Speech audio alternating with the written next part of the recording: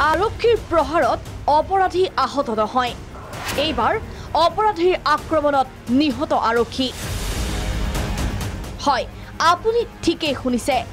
চিৰাঙৰ কাজদহাত সংঘটিত হৈছে এই চাঞ্চল্যকৰ ঘটনা। দুৰ্বৃত্তই ঘপিয়াই হত্যা গৃহৰক্ষী জোৱানক। নিহত ইয়াদ আলী।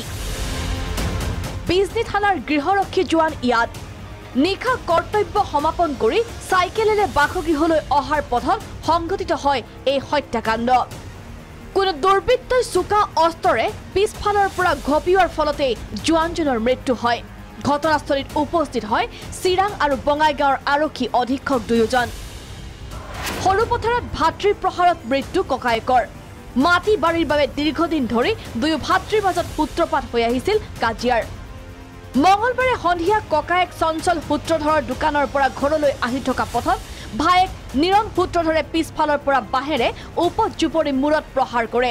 ফলত মৃত্যুৰ সাৱটি লয় চঞ্চলে।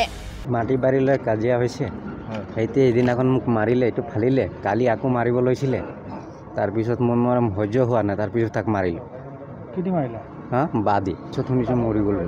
সি আহিছে চাইকেল লৈ, মই গৈ আছোঁ, হাতৰ ওচৰত বা আছিলে, বাদি মাৰি দিয়ে।